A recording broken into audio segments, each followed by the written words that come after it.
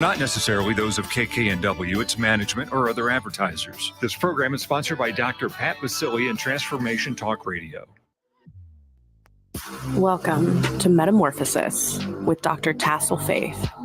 In the next hour, you will embark on a journey to awaken your inner identity, remember the truth of who you are, and come home to yourself. Enter your transformative chrysalis, experience the fundamental change you need, and emerge a leader for your own life and for the planet. Align with your spirit and become the being you were always meant to be. Leap fearlessly into the powerful change awaiting you. Transform your world naturally and supernaturally.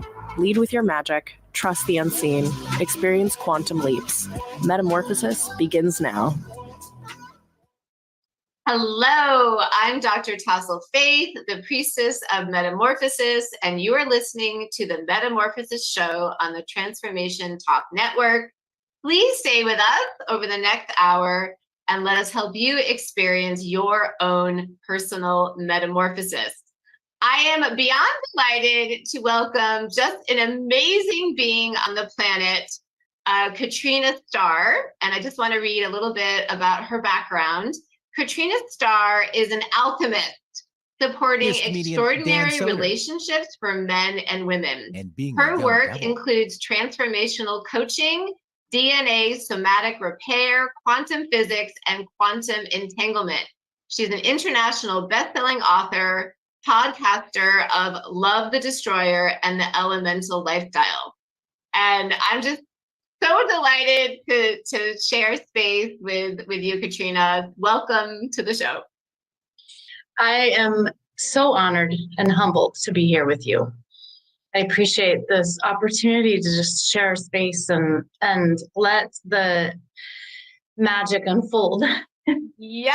Oh my goodness. I'm literally getting chills, which is always seems to be my sign from spirit that something big is happening.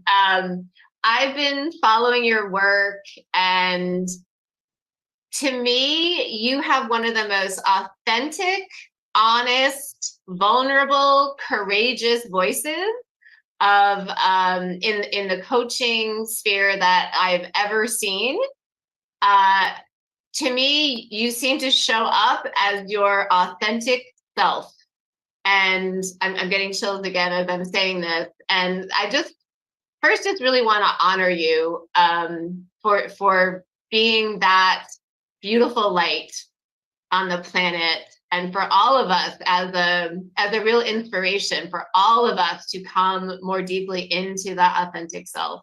Thank you. I think that was actually one of the biggest things for me in understanding what it means to be authentic for me. What is my own authentic way of showing up? And I always go inward and go, would I want to tune in to who I am and what I shared like 2 or 3 years ago, right? Would that be what I want to hear? And so I really questioned the place within myself. It's like a deep peeling of the onion, as you will, of always like going inwards and going, is this how I would want to see myself? You know, if looking backwards, and am I showing up authentically? Am I showing what's really present in my life in that moment? Am I really honoring what is authentically moving through me in my relationships? Am I being present with it? And am I really showing that place of what it means to transform? So I'm always checking in with that. And I really believe that when we authentically show up, that prevents manipulation. Do you mean manipulation from external energetic forces? Yeah, I think all types of manipulation. I feel like as the more we allow our authentic connection to our heart and our expression and who we are here to be in this lifetime, expressed in human form, right? The more we align with that, the less we are infiltrated with different places of manipulation, either us manipulating others or us being manipulated by others as well. Yes. I love everything you just expressed. And I'm curious, has this been a journey for you to come into a fuller authenticity, or was this easy for you from the start? What's your journey around this? It was not easy. Oh my gosh. 7 years ago, I was pretty much overwhelmed in my life. Trauma had really showed up. My father had passed. I had a 2-year-old and a 6-year-old. So I was a mother to 2 amazing children. And I reached a breaking point in what my emotional intelligence was. I was, not able to decipher what was mine, what was my partner's, what was my children's, what was my father's, like all this space, right? So it really hit a moment of like, okay, I'm going to step into this. I always thought I would be an author, right? Like that was that's like the yummy, right? Like being able to tuck away and like write and create. But I really was being drawn to show up and shine and share and be that authentic, doing the work, right? Not just saying these things, right? But like actually doing the work. And so in the last 7 years, as I walk with my clients, as I'm journeying in this place, I'm also doing the work with them, right? I'm revealing new aspects of myself, and that allows everyone around me to also show up and to reveal the vulnerability and the authenticity that wants to come through them. So it has been a place where, okay, it could be easy to show a boxed solution, or it could be easy to show up and say, hey, this is, a very specific thing that I offer, and that's it. But I'm not one to do that. I'm going to show the messy, I'm going to show the real human side of transformation. And to be able to embrace that takes a lot of courage. Yes. A lot of courage to be able to embrace that, hold space for myself, and let others also allow what really wants to come through in their lives. So it's a journey of massive self-discovery, and I love where I am today. I love the place of service that I'm offering. I love where I'm at personally and how I'm able to communicate with my kids and how they're communicating to me about their emotions and what they really want. And I'm thriving in this place of the yummy, messy nectar. Like that's what it is. It's the yummy, messy nectar that like allows our vitality to come through. Beautifully and poetically expressed, Katrina. I love everything that you're expressing. And one of the things I often say to myself is being my true authentic self feels like the greatest luxury to me. And it's a little bit sad in a way that I still see it as a luxury, but myself and I know many others, I was not my authentic self for most of my life. I think it's still unfolding, probably for all of us, it's still unfolding. And to be more and more my authentic self, that's the best feeling. Nothing else compares. No material possession could compare to that. Really, even no external experience can compare to just, I can just be me and not wear these masks. And it's just, I still find it a luxury. You know what? I think you nailed it right there. Like I have chills. I really do. Like, I was able to turn into a place of a nomadic lifestyle. So I've traveled around the world, and a lot of that has unfolded myself into who I really am. But you know what? It's not about the destination, and it's never about where we are. I think what you said right there, the abundance is leading an authentic life. That's the abundance. 100%. Yeah, I almost feel like crying hearing you say that. I totally agree.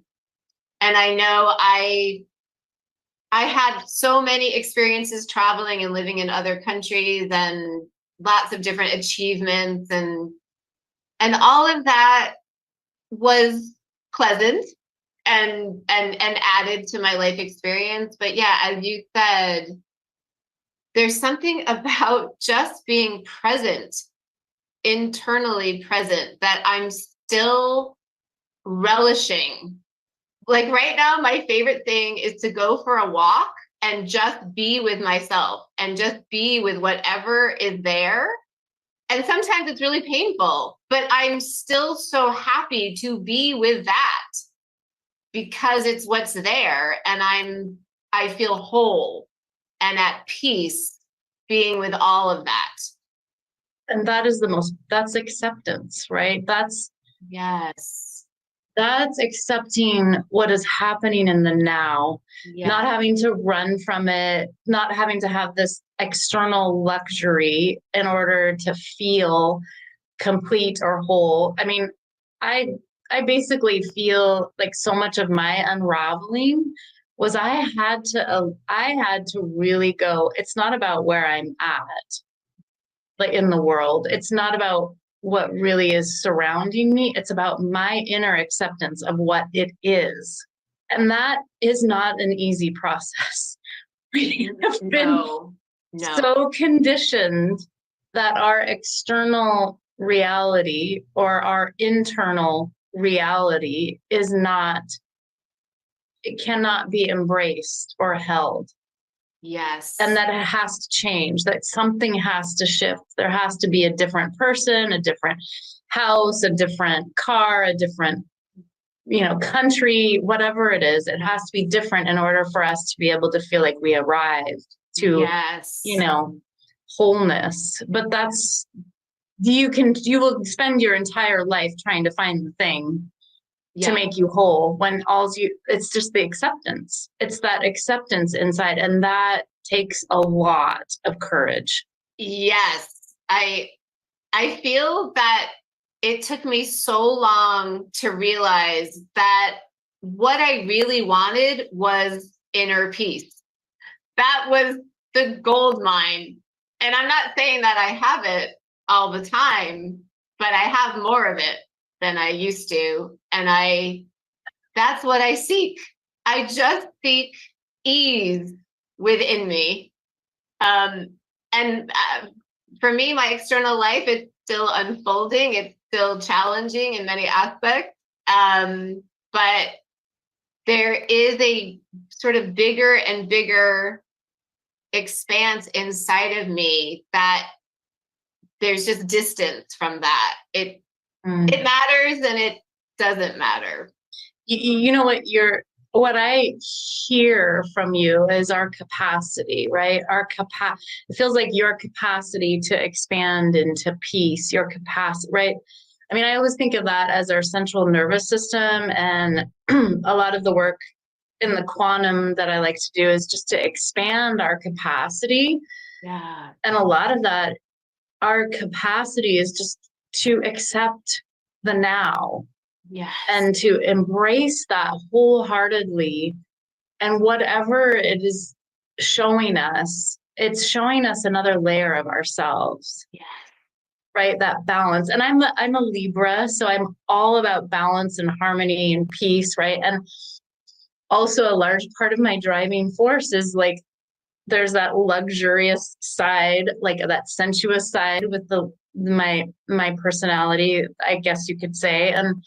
But I was always thinking that was what would give me peace. And no, the peace was always my ability to expand my heart, expand my presence. And it takes courage. Yeah, I'm a Libra too. Of course you are. May I ask your what day is in October? Yeah, the 24th of September.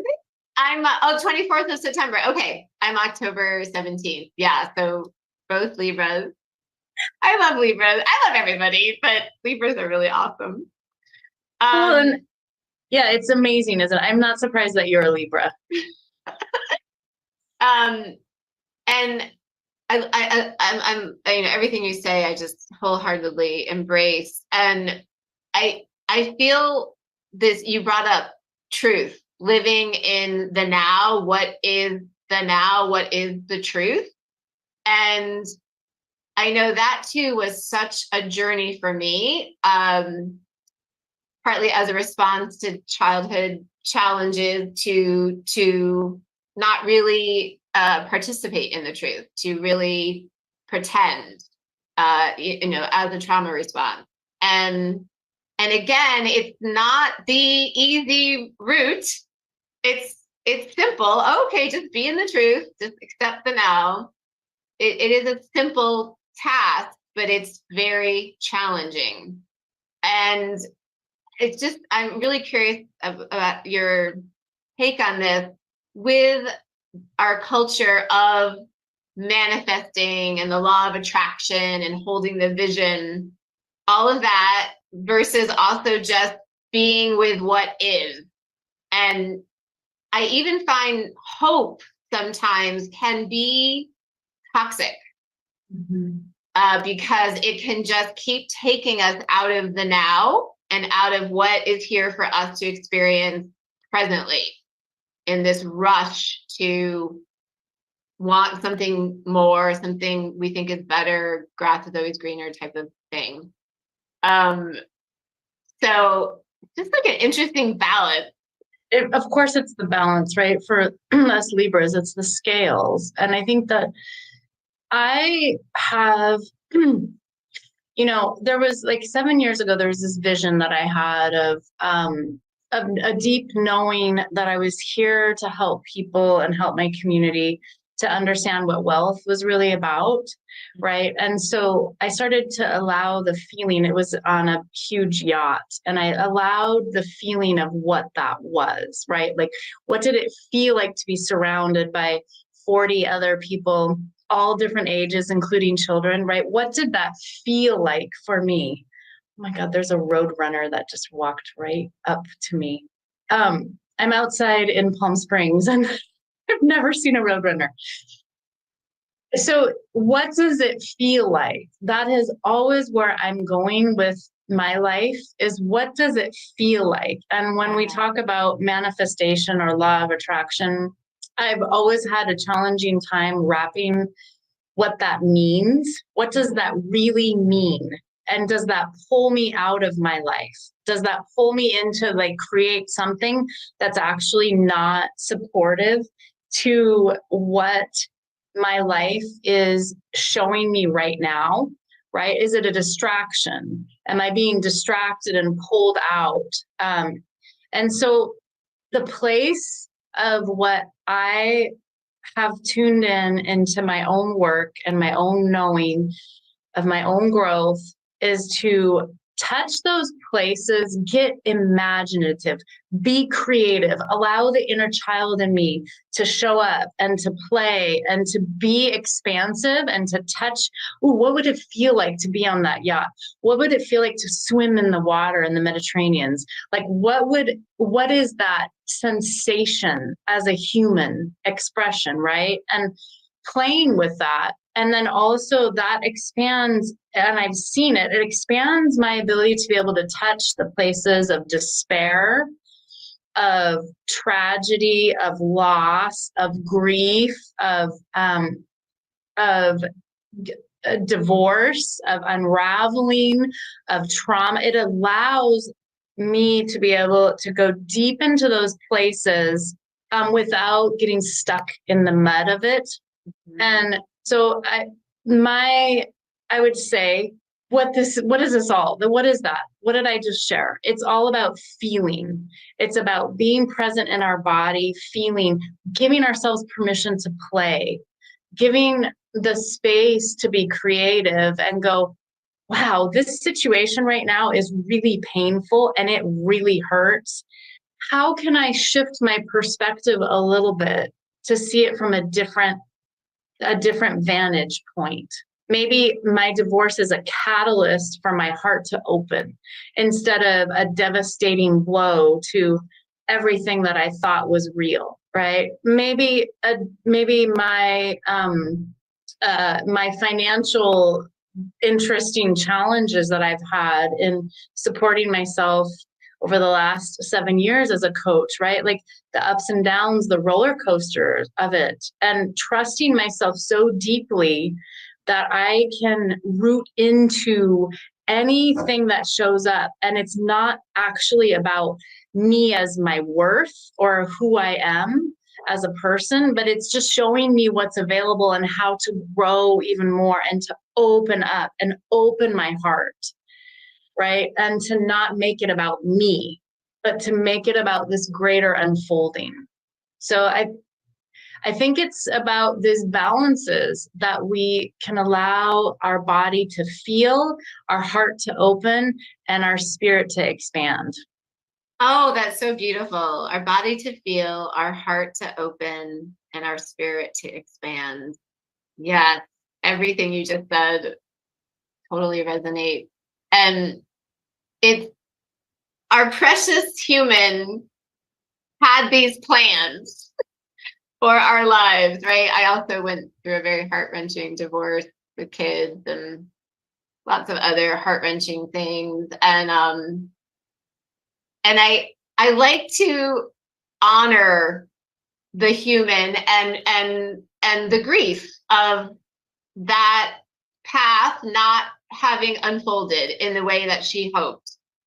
So I do spend some time when it comes up, not living there, but just if it comes up, I honor my human grief about what wasn't. And then, as you said, this usually much greater experience that our soul has charted for us. That, as you said, there's just so many gifts that the human didn't even really know about. Like younger kid, I didn't even realize, oh, your heart can open. I wouldn't know what that meant, right? And who we are now as human spirit beings on the other side of heartbreak and heart-wrenching experiences and grief and joy and everything in between. It is really amazing. The only thing we will take with us onto our next adventure after this lifetime is our consciousness. And that is what we've been playing with. It's actually so amazing that we get this expression, right? That we get to allow our consciousness to be expressed here in human form in this lifetime, in this moment, right? And in the quantum, we always think there's lots of different scenarios in different places of different opportunities, and when we're thinking about the vastness of experience, right, of our consciousness.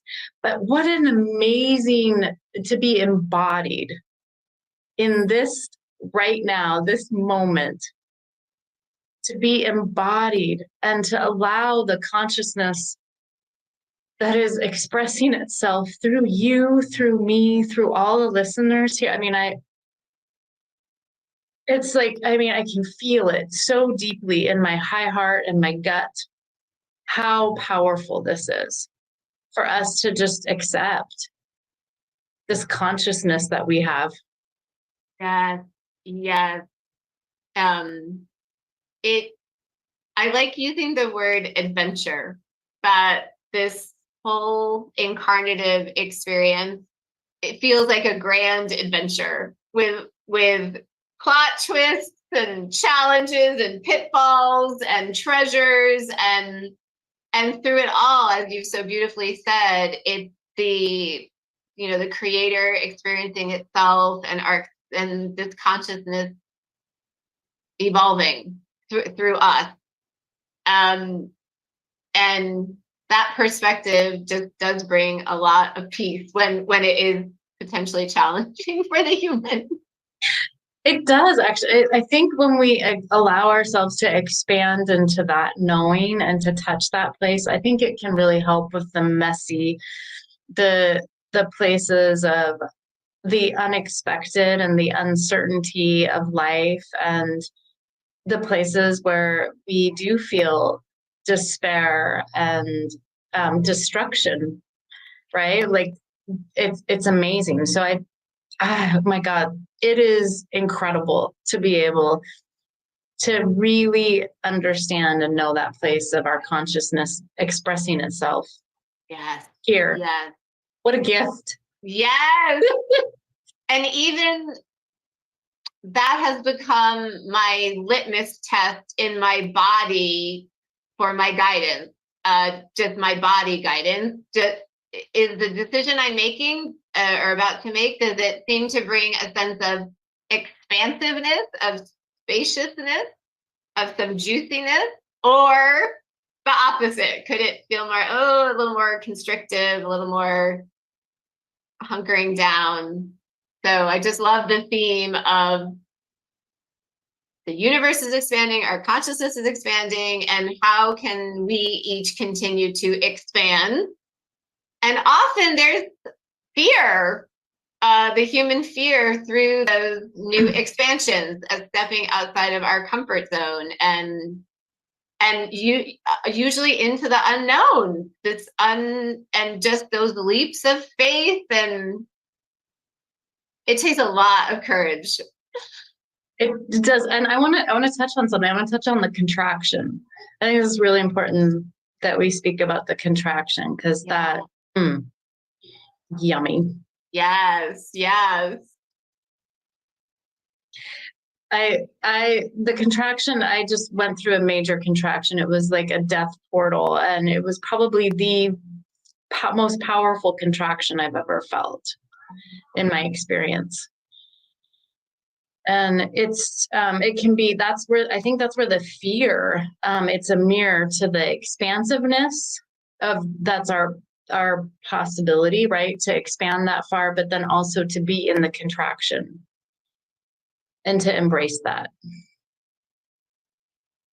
And that's where the fear crept in for me. Major fear about, wow, is this contraction going to end?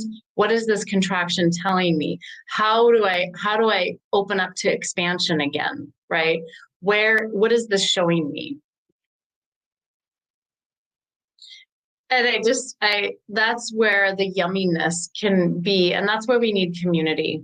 But really, when we have those contractions, that's where we actually need community to help us to remember the expansion that's possible. Yes, absolutely.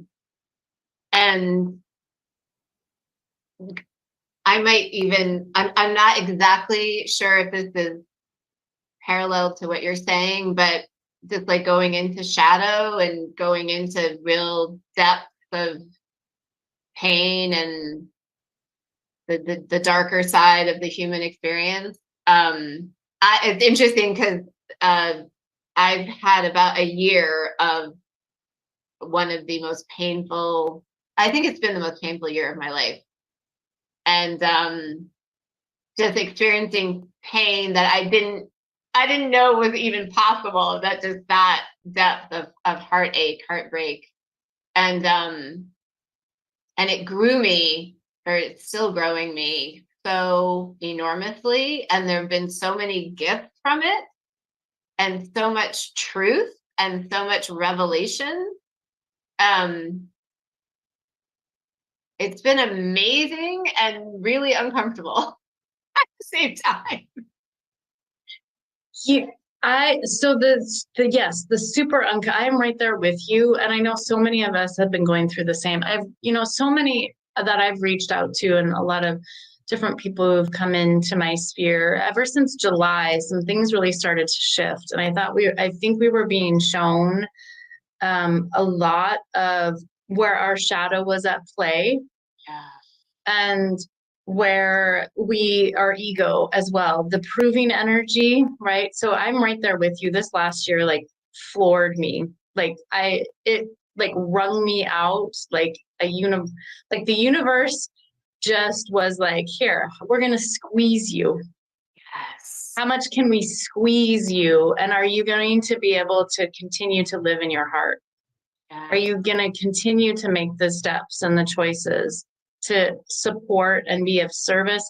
Are you going to just buckle and say, okay, I can't do this. I'm not going to do this. I'm going to go ahead and, choose a different, which is fine. You can choose other options, right? But I know my path, and I've chosen this path to be of service, to understand those contractions and the place of where the ego wants to prove.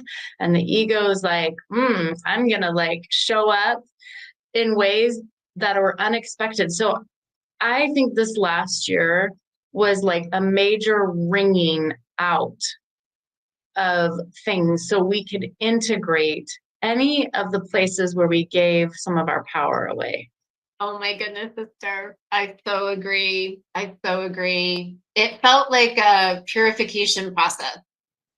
And I know one aspect of it for me was really looking at how I interact in my relationships, and a lot of just trauma responses from the childhood, and really seeing the truth of the interactions and just so much falling away. I had been through many other falling away tower moments, and then this was like, oh my goodness, okay, again, it's all gotta fall. Right? And I think that's terrifying. Yes. That's terrifying. Yes. That's when sheer terror can come in. Yes. There was, and we talk about manifestation, if we want to speak to that word. I took steps after being nomadic for about 18 months. I was like, okay, I want to root in again. Yeah. I'd previously been nomadic for 4 years, 4 years kind of on and off. And I just was like, okay, I'm done, right? So I moved to the Bay Area. And then I was like, oh, this is great. This is amazing, right? I'm making steps. I'm doing these things. And then the most epic contraction, almost like the carpet being pulled out from underneath me. I had to be so activated in order to touch a trauma from when I was 5. And it was this, it was an amazing knowing in my soul that I thought it was complete from 5 years ago, but it wasn't.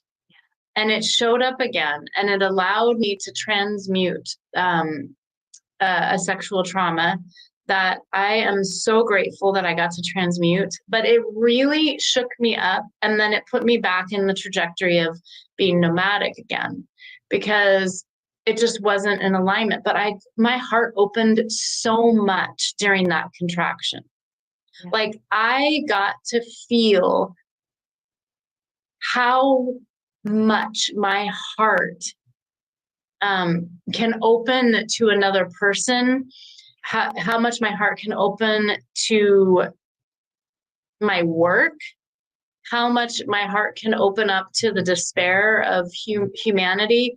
When we're on the brink, when we feel suicidal, how much my heart can touch those places. And no, that doesn't have to be the story for us, right? We can choose to take steps to continue to move forward. So the contraction is real. And I think a lot of times we get very confused about a contraction and what that feels like, and how it feels like where it can be complete devastation and despair and depression and suicide. Yeah. I'm so glad we're openly talking about this. And particular bringing up that it is not uncommon to at times feel that you don't want to be on the planet. Yep. And it's something that has seemed kind of taboo to talk about, that you're not supposed to admit that or feel it.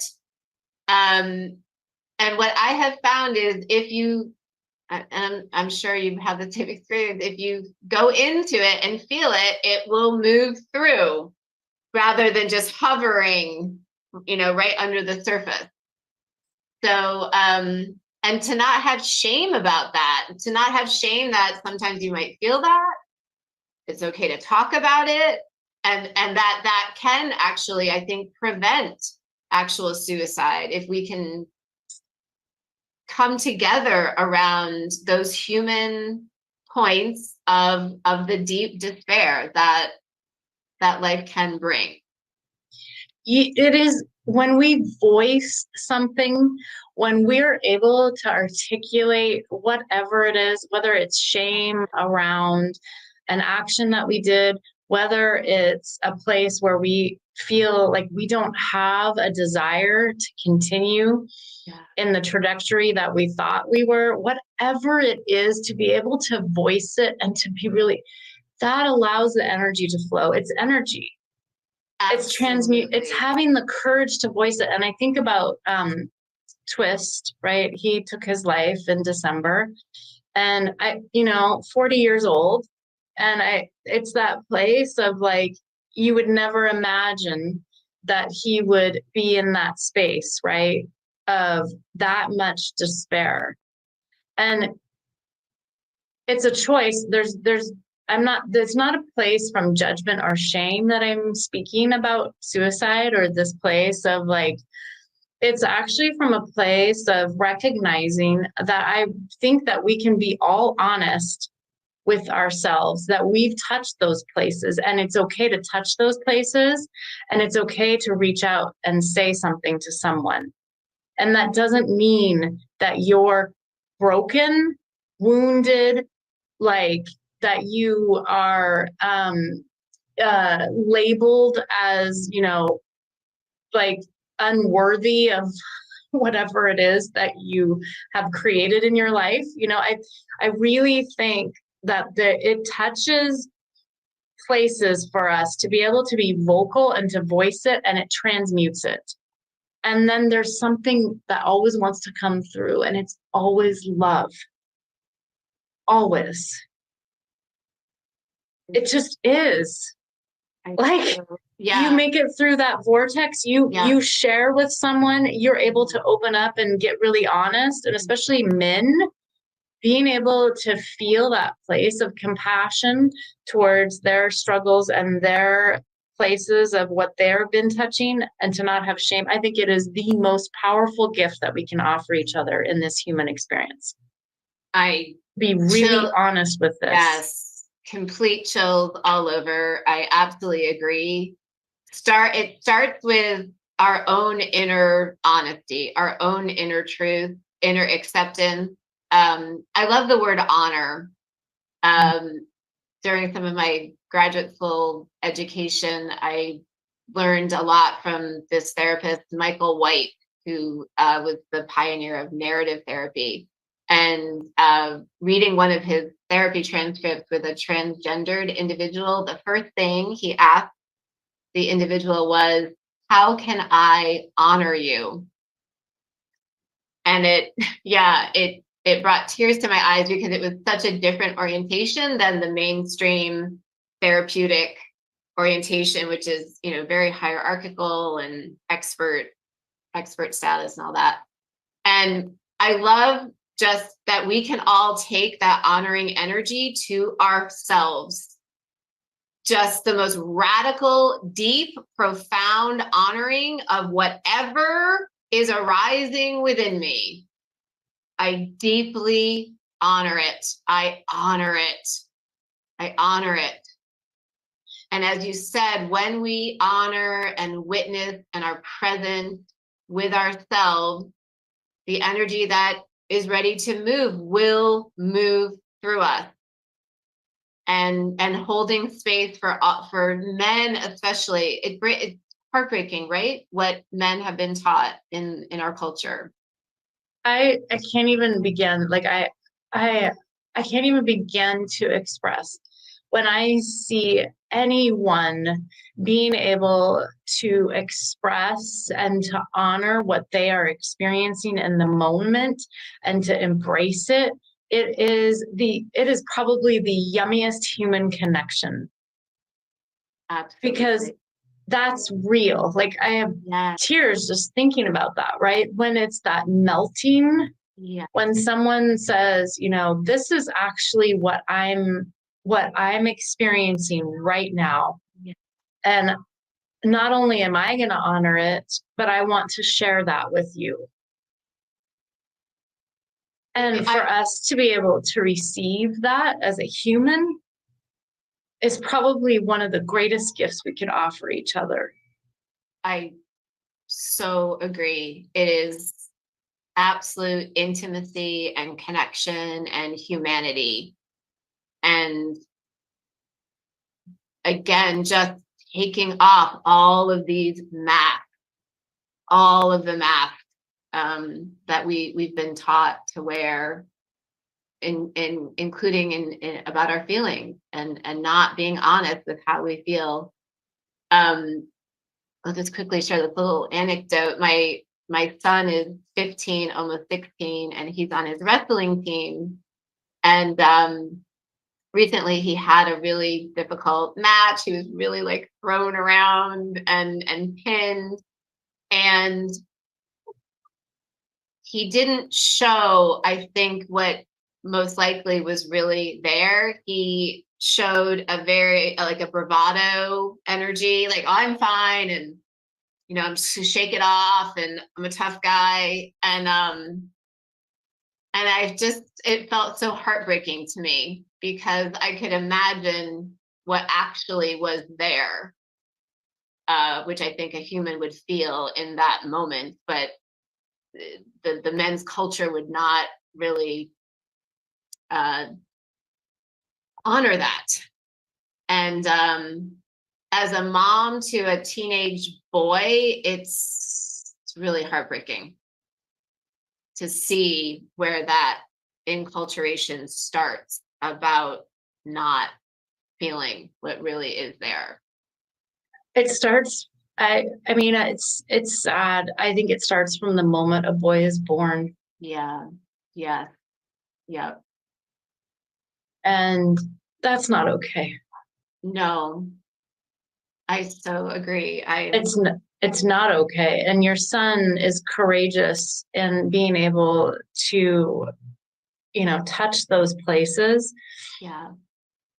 So I celebrate your son and the mother that you are, right? I think that our sons, I have a 9-year-old son, and he's touched places and gotten really vulnerable about where he didn't feel safe, how he didn't feel safe, what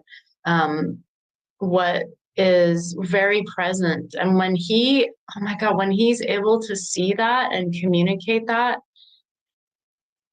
I think that is the most powerful thing for a man, a boy, a child to be able to express. And I don't want to make it about gender, but it is a powerful place for us to recognize how much boys and men are stifled. Yes. I don't know what to call it. It's something that needs to change. And I know so much of your work is working with men, and I'm just so honor that work to bring men back to themselves and their feelings and their humanity. It's a deep cultural programming. So deep. It's, Tassel, I is that okay that I call you? Yes, please. Yes. It's like, oh, wait a minute, I should be calling you doctor. Oh my gosh. No. I don't like any of those masks. I kind of want to even forget that whole thing because it's been like sort of a box for me too. Like, yeah, please call me Tassel. Yeah, the place here, I think that's so important. A lot of the men that I've served in the last 5 years are very honest about their feelings that are connected with trauma bonding, and the despair that comes with that. and also the places of emotional overwhelm and the pressures that are real for them. And I think for them to ask for support in these places is extremely vulnerable Yeah. because of the ridicule that could potentially happen from society. And so I'm just going to speak to that right now because I've realized in the past couple months that some of the reason why my work hasn't exploded, right, is because there is a perception of, oh, and it's kind of, we've talked about this before within the counseling, industry. Oh, well, if you're getting counseling, something's wrong with you, right? Or therapy. And so I really just want to speak to this right now because it is a thing for a man to ask for support. It really is. It takes a lot of courage. And I think it does leave them more vulnerable to criticism from family, from workers, colleagues. It can open them to that, but I tell you, it is worth it. No matter the level of criticism, the level of like, are you sure you really want to do that personal growth thing? Are you sure you really want to get out of that trauma bonded relationship? It is the most powerful gift you could ever give to yourself or to your children or to any of your family members or even to your work. It is worth it. So any of you who feel this place of like, oh, that's why my man, my partner, my spouse, that's why my son hasn't reached out for support. It's because of that. It really is. There's this criticism and judgment that's present in our society to show any type of vulnerability or any willingness to receive support. Yeah. Yeah.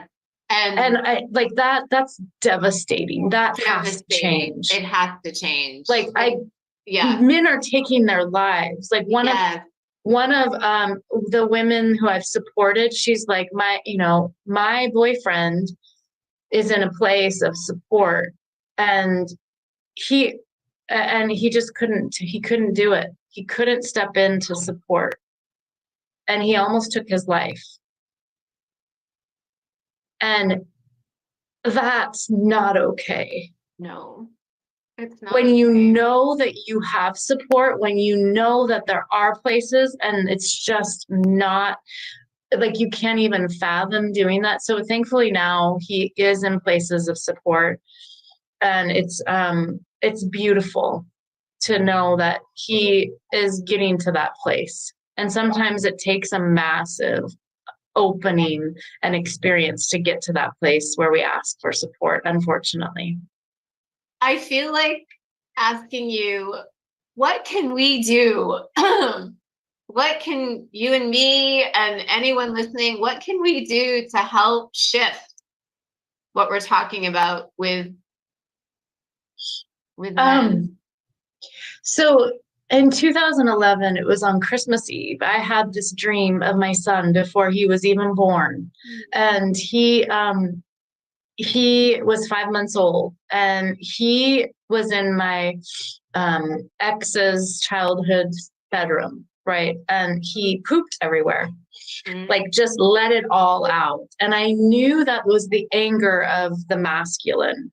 I knew that was the shame and anger releasing and like exiting out, right? And in that moment, I touched such pure bliss that I had never known before. Like it was, those who are listening, you may know what Kundalini bliss feels like. It's a deep place of the most incredible feeling of bliss. And there is nothing that can take you out of it. It's a really strong, powerful experience, and it's life-changing for those who if we have experienced it. And I woke up from that dream knowing that I'm here as a conduit to help. So if you know how we can help is by just saying, hey, there's someone that I know, and maybe there's friends, community, places of support that we can soften this, right? I have the extraordinary men community that I'm growing and allowing men and women to be a part of. I really believe that women are the gatekeepers to opening this door for men. And men can do it on their own. They can. And I'm not saying that there's a codependency here. What I'm saying is that it is our responsibility as women to say, you know what? This is not okay. I see the ache of men. I understand that they're suppressed. They have not had places to be able to acknowledge what they feel and how the overwhelm is real for them. And I want to do something. And maybe that's just by voicing and connecting and just sharing openly that it's okay to feel and to acknowledge. Just be more of that place of like acknowledging our power as women. Men depend on us opening our hearts. Yeah. And in that place, that's where the beauty unfolds. Yeah. And if we are continually opening our hearts and showing that that is a pathway that's open, I think men will respond and open and be able to go, okay, it's safe. It's okay. I can do this. Yeah. I love that. And I'm just thinking on this micro level of each one of us in our own lives, when something is arising within us, if we're interacting with our son, or for me, my ex-husband or a partner, and something comes up that just doesn't feel right, and we sense maybe there's more there that's not being felt, to just so lovingly and gently and kindly just speak to that truth, to not suppress ourselves in what we see, to just not be so silent about it. Yes. Not be silent about it. Like I was just talking with one of my clients yesterday, the most amazing gift that you could give to yourself is to be able to accept that you're feeling something. Yes. You're feeling something in that moment, and to accept that. And that automatically gives permission to the other people around you to feel what they're feeling. Yes. And so exactly. that's the invitation, isn't it? Yes. And we can say things like, gosh, this may feel uncomfortable and I'm not wanting to cause any sort of trouble, but this is coming up in our interaction, and would it be okay if I share it? And leaning into the awkwardness, leaning into people don't usually talk about this. Katrina, I want to make sure we have enough time for you to share your offerings. And so we're coming to the end of the hour, and it's just been, you're amazing. Just so much honor to you, sister. I feel you deeply. It brings tears to my eyes, your presence on the planet, your work for men and women, and all that you've moved through yourself, and the deepest honor, regard for you. Thank you. It's felt. Oh, sorry. It's felt. I have tears. Yes. I don't know if I've cried this much ever in one of these shows. I'm just feel you so deeply, and your beautiful mission on the planet. Where can people find out more about you and your amazing offerings? Oh boy, you can you can go to Katrina Starr. That's with 2 R's. So just katrinastarr.com. You can check out, you can join the Extraordinary Men community. I'm going to open it up. I've had a major realization. I've worked with men and women for the last 7 years. And I really understand that the work that I do with women around trauma and trauma bonding and codependency is so important for them.